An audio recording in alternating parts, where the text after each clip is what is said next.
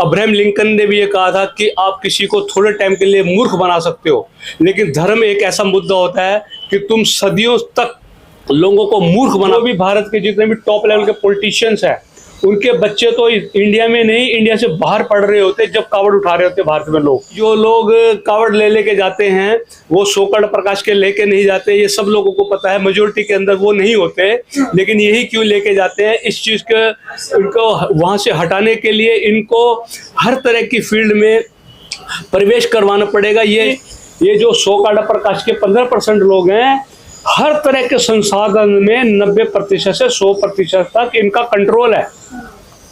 तो पढ़ना लिखना चाहता है वो कावड़ नहीं उठाएगा। वो ज्यादातर वो लोग कावड़ उठाते हैं जो पढ़े लिखे नहीं होते, वो ही इस काम को करते हैं ज्यादातर लोग। क्योंकि जो आदमी छोटा मोटा बिजनेस कर रहा है या फर्ज करो कोई अपनी दुकान चला रहा है, अगर उस दुकान को छोड़ के कावड़ उठाने जाएगा तो उसके घर वाले इसको काफी। मैं ज्योति यादव और आप देख रहे हैं हिंद समाचार। शिक्षक रजनीश गंगवार के बारे में आप लोगों ने जान लिया होगा कि किस प्रकार से उन्होंने अपने ही स्कूल में जिस प्रकार से बच्चों को एकत्रित करके एक बात कही कि तुम कावड़ लेने मत जाना, ज्ञान का दीप जलाना, जिसके बाद उन पर एफआईआर दर्ज हो चुकी है। जिसके बाद विपक्ष के तमाम नेताओं ने सीएम योगी आदित्यनाथ के तथाकथित राम राज्य की धज्जियां उड़ाकर रख दी है। इस वक्त हमारे साथ हाईकोर्ट के एडवोकेट मौजूद है जिनसे हम सीधे बात करेंगे। राधे श्याम उनका नाम है। सर, हमें ये जानना है कि आखिरकार उनके बयान को आप किस प्रकार से देख रहे हैं? इनको बयान के इस प्रकार देखना चाहिए कि किसी भी भावनाओं को ठेस नहीं पहुंचानी चाहिए। कोई कावड़ लेके जा रहा है या नहीं जा रहा है, उसको डायरेक्ट बोलने का मतलब है कि धर्म के आधार पे नफरत पैदा करना। क्योंकि अब्राहम लिंकन ने भी ये कहा था कि आप किसी को थोड़े टाइम के लिए मूर्ख बना सकते हो, लेकिन धर्म एक ऐसा मुद्दा होता है कि तुम सदियों तक लोगों को मूर्ख बना सकते हो।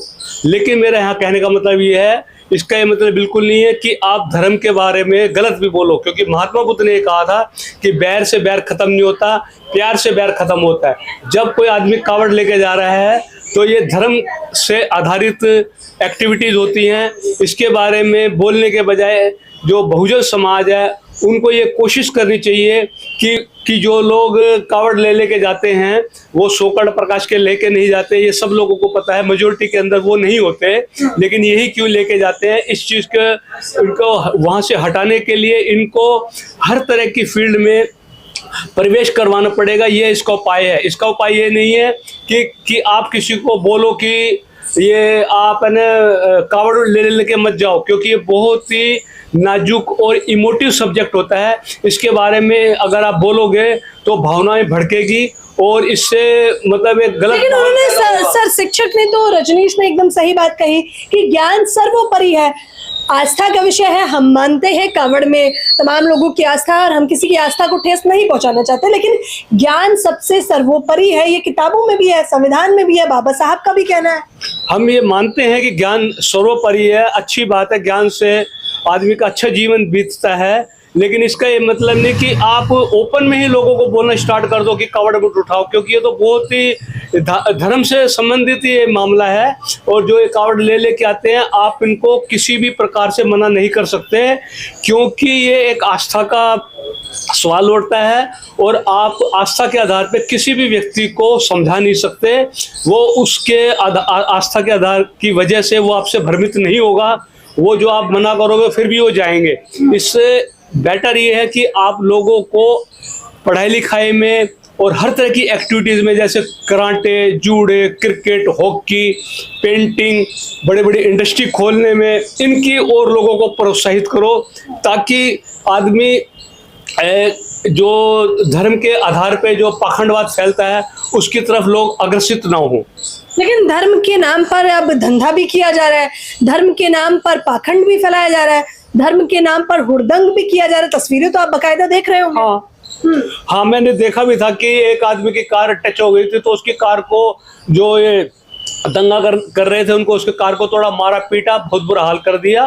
तो कावड़ का ये मतलब नहीं होता कि आप मतलब गुंडागर्दी करो, लेकिन वो कावड़ वालों ने गुंडागर्दी करी, इसकी हमें भर्त्सना करनी चाहिए।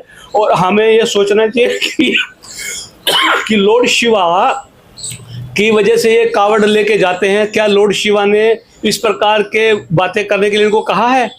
लॉर्ड शिवा ने तो एक अच्छा जीवन जीने के लिए कहा है, जिसके लिए खुद बाबा साहब B.R. अम्बेडकर ने अपनी बुक रीडर्स इन हिंदू में कहा था। अर्जुन को जब लॉर्ड कृष्णा ने अपना विराट रूप दिखाया तो ये कहा अर्जुन को लॉर्ड कृष्णा ने, हे अर्जुन, देवताओं के देवता महादेव शिव शंकर को याद कर। तो ये बहुत ही जबरदस्त शक्तियां हैं, चाहे राम हो, भगवान राम हो, भगवान कृष्ण हो, या गणेश महाराज हो, या लॉर्ड शिवा हो, इनके बारे में हमें कुछ ही प्रकार की गलत चीज नहीं करनी चाहिए। इसके लेकिन क्या आप कांवड़ को या कांवड़ी यात्रा को समर्थन कर रहे हैं? इसके समर्थन करने या ना समर्थन करने की बात नहीं है, ये तो एक आस्था का मामला है। इसके लिए अगर हम चाहते हैं कि ये कावड़ लेके ना जाएं, फिर भी लोग लेके जाएंगे तो, लेकिन कावड़पुर सारे साल तो लेके नहीं जाते ना, ये कुछ ही टाइम के लिए इसी महीने में जाते हैं, जुलाई के महीने में जाते हैं, और इस बहाने इनकी आउटिंग भी हो जाती है। कहते हैं जो आदमी घर से बाहर निकलता है तब उसको ज्ञान मिलता है। ये कावड़ के बहाने ही जब हरिद्वार से दिल्ली आते हैं और दिल्ली से हरियाणा जाते हैं तो इनको हर तरह के लोगों से बातचीत करने का मौका मिलता है, तो इनको जागृति भी आती है। बताइए, कावड़िया इस प्रकार से कहीं कहीं वीडियो आ रही है, हुड़दंग कर रहे हैं, उन पर FIR दर्ज नहीं हो रही, लेकिन शिक्षक ने, रजनीश ने जो कहा उन पर सीधा FIR दर्ज हो जाती है। वो FIR दर्ज तो मेरे ख्याल से एक्सेस हो गया, क्योंकि उन्होंने तो एक अच्छी भावना के तौर पे कहा था कि भाई आप कावड़ मत उठाओ, पढ़ाई लिखाई करो। लेकिन सवाल ये उठता है कि आप इस प्रकार स्कूल में लोगों को बोलोगे तो जो लोग कावड़ की वजह से अपना बहुत बड़ा एक सिस्टम डेवलप कर रखा है, वो तो सोचे ना कि हमारे सिस्टम के ऊपर अटैक कर रहे हैं, इसलिए उन्होंने FIR दर्ज करवाई है। लेकिन शिक्षक ने काम कोई गलत नहीं किया, क्योंकि वो तो बतौर शिक्षक शिक्षा ही देने का काम कर रहे थे। नहीं, शिक्षक का ये मतलब नहीं होता ना, मैंने अभी बताया तथागत गौतम बुद्ध ने ये कहा था कि बैर से बैर खत्म नहीं होता, प्यार से बैर खत्म होता है। जब आप कावड़ के लिए किसी को मना करोगे तो इसका मतलब बैर पैदा कर रहे हो उन लोगों के लिए जो कावड़ उठाते हैं या जो कावड़ उठाने के लिए उन्होंने। बताइए, कावड़ यात्रा जो चल रही है, कावड़ के क्या फायदे हैं? क्या उससे जनता को रोजगार मिलेगा? क्या उससे जनता को शिक्षा स्वास्थ्य मिलेगा? कावड़ से जनता को ये बात सही है कि रोजगार नहीं मिलेगा, लेकिन जो ये आते हैं कावड़ उठा के, बहुत दूर से आते हैं, कहते हैं जब आदमी अपने घर से बाहर की ओर जाता है तो उसको हर तरह के व्यक्ति से बात करता है तो उसको कोई ज्ञान प्राप्त होता है। तो इसका इनडायरेक्ट वे में ये बेनिफिट होगा कि जब ये हरिद्वार से दिल्ली आएंगे, राजस्थान भी जाते हैं कुछ लोग, हरियाणा भी जाते हैं, पंजाब भी जाते हैं, तो इनको मतलब एक मौका मिलेगा, क्योंकि रास्ते में हर तरह के व्यक्ति इनको मिलता है, तो इनका एक ब्रॉडर आउटलुक होगा। क्या आप अपने परिवार के लोगों को, बच्चों को इस प्रकार से कावड़ यात्रा में आउटगोइंग के लिए भेजेंगे? हम उसको इसलिए नहीं भेज सकते क्योंकि वो खुद पढ़े लिखे हैं, और वो जो ज्यादा पढ़े लिखे आदमी होते हैं वो कावड़ नहीं उठाते, अपनी पढ़ाई लिखाई के ध्यान देता है। इसका ज्वलंत उदाहरण ये है कि जो भी भारत के जितने भी टॉप लेवल के पॉलिटिशियंस हैं, उनके बच्चे तो इंडिया में नहीं, इंडिया से बाहर पढ़ रहे होते जब कावड़ उठा रहे होते भारत में लोग। और जो आदमी पढ़ाई लिखाई करेगा उसके पास समय ही नहीं है कावड़ उठाने का। कावड़ तो वही उठाते हैं लोग जो कम पढ़े लिखे होते हैं। तो हमें अगर कावड़ियों की हेल्प करनी है तो उनको ये शिक्षा देनी पड़ेगी कि भी आप अपना छोटा मोटा बिजनेस भी करो और पढ़ाई लिखाई भी करो। मतलब रजनीश ने सही कहा, जो शिक्षक थे उन्होंने कहा कि आप कावड़ उठाकर SP DM नहीं बन सकते हैं, आपको किताब उठानी पड़ेगी। कावड़ उठाने के बाद भी अगर आदमी पढ़ सकता है तो DM भी बन सकता है, SP भी बन सकता है। कावड़ उठाने के बाद ये कोई है कि उसको स्टे ऑर्डर मिल गया कि वो पढ़ाई नहीं करेगा। मेरे क्लाइंट है, उसका लड़का भी 10वीं क्लास में पढ़ता है, वो भी कावड़ उठाने गया है, तो क्या वो उसके बाद क्या पढ़ाई बंद कोई कर देगा कावड़ उठाने के बाद? तो अगर कावड़ इतनी ही जरूरी है तो सरकार को तो ऐलान कर देना चाहिए कि हर परिवार से कावड़िया जाना चाहिए। नहीं, इससे मतलब ये होगा ना कि जो आदमी पढ़ना लिखना चाहता है वो कावड़ नहीं उठाएगा। वो ज्यादातर वो लोग कावड़ उठाते हैं जो पढ़े लिखे नहीं होते, वो ही इस काम को करते हैं ज्यादातर लोग। क्योंकि जो आदमी छोटा मोटा बिजनेस कर रहा है या फर्ज करो कोई अपनी दुकान चला रहा है, अगर उस दुकान को छोड़ के कावड़ उठाने जाएगा तो उसके घर वाले उसको काफी परेशान कर देंगे कि तुम कावड़ उठाने जा रहे, पेट कौन पालेगा। अगर आपने कावड़ उठाई होती तो सर आप क्या वकील बन पाते? हाँ, मैंने कभी भी कावड़ नहीं उठाई। मतलब रजनीश जो शिक्षक है उन्होंने सही समझाया जनता को और खास तौर पर बच्चों को भी। देखो, इसके ऊपर मुंशी प्रेमचंद को याद रखना बहुत जरूरी है। मुंशी प्रेमचंद ने कहा था महात्मा गांधी को, जब उन्होंने कहा कि करोड़ों अरबों की प्रॉपर्टी भारत के अंदर ट्रस्टीशिप में कैपिटलिस्ट की गरीब लोगों की है, तब महात्मा गांधी को मुंशी प्रेमचंद ने यूं समझाया था कि ये उसी प्रकार है कि कुत्ते के मुंह में मीट गया और उसको तुम्हें निकाल के दे देगा। तो इसका मतलब, मेरे कहने का मतलब ये है कि हमें लोगों को रोजगार की तरफ प्रेरित करना चाहिए, लेकिन ओपन में ये कहना नहीं चाहिए, चाहे वो टीचर हो या कोई भी हो, कि तुम कावड़ उठाओ या ना उठाओ। अगर ये इसकी बजाय उन लोगों को पढ़ाई लिखाई के लिए, छोटे छोटे बिजनेस के लिए प्रेरित करें, वो ज़्यादा अच्छा रहेगा। क्योंकि जो लोग कावड़ की आड़ में पाखंडवाद फैलाते हैं, वो तो हर तरह से कोशिश करेंगे कि इस प्रकार के लोगों के ऊपर एफआईआर दर्ज करवाई जाए।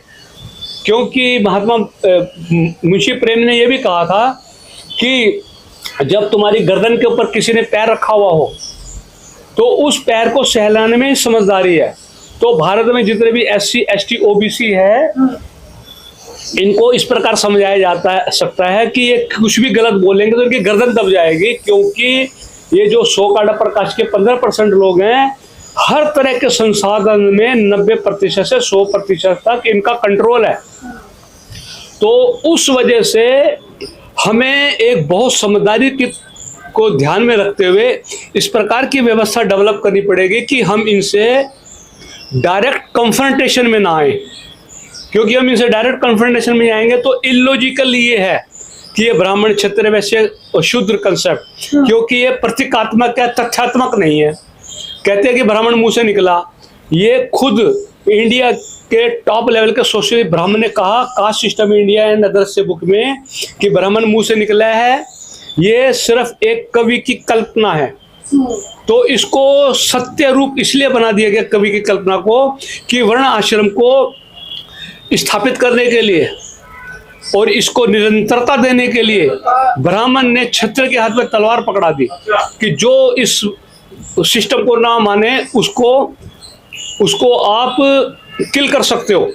उस वजह से ये एंशिएंट टाइम में सिस्टम चला और इसको सुदृढ़। अब ये सर लोकतांत्रिक देश है जहां लोग अपनी राय रख सकते हैं, बात रख सकते हैं, तो शिक्षक तो शिक्षा दे सकता है, क्या आपत्ति? कहा तो अंत में सत्य ही था। लोकतांत्रिक देश नहीं है ये बताया जाता है लोकतांत्रिक देश है। लोकतांत्रिक देश होता तो 80 करोड़ लोगों को 5 साल के लिए दिसंबर 2023 में प्राइम मिनिस्टर के द्वारा ये डिक्लेयर नहीं किया जाता कि मैं 5 साल के लिए 5 किलो 80 करोड़ लोगों को फिर दे रहा हूं। क्योंकि लोकतंत्र का मतलब ये होता है कि आदमी को शैक्षणिक, आर्थिक, सामाजिक और धार्मिक आधार पे एक जैसा हो। क्योंकि ये राष्ट्र की एक क्वालिटी होती है कि उसमें हर तरह के व्यक्ति को हर तरह से तरक्की करने का मौका मिलता है। भारत में ऐसा नहीं है। यहाँ पर 2 कारणों से लोग बहुत तरक्की करते हैं। एक तो उनका जो जान पहचान होती है और दूसरा उनके लिंक होते हैं और उनकी जो प्रिविलेज क्लास है वो तरक्की कर रहे हैं। जो आदमी हार्ड वर्किंग करता है वो इनके मुकाबले इतनी मेहनत करने के बावजूद इनको टक्कर नहीं दे पाता। तो ये शब्दों के आधार पे हम कह सकते हैं भारत में लोकतांत्रिक व्यवस्था है। लेकिन लोकतांत्रिक व्यवस्था होती तो जितने भी भारत के संसाधन है, जैसे प्राइवेटाइजेशन किया जा रहा है, लेटर एंट्री भी चली थी, कोलिजन सिस्टम भी है, इस प्रकार SC ST OBC और माइनॉरिटीज का कहीं पर भी प्रतिनिधित्व नहीं है। अगर ये लोकतांत्रिक देश होता तो इन सबका भी प्रतिनिधित्व होता। जाहिर तौर पर ये लोकतांत्रिक देश भले ही सरकार अपने मुंह से कहती हो और बताती हो, लेकिन जिस प्रकार से तस्वीरें निकलकर सामने आ रही हैं, सीधे तौर पर आप देखिए कि एक शिक्षक जिनका नाम है रजनीश, उन पर FIR दर्ज कर दी जाती है। फिलहाल इस खबर के बारे में आप लोग भी मुझे अपनी राय जरूर बताएं। कैमरामैन नावेद के साथ ज्योति यादव, हिंद समाचार।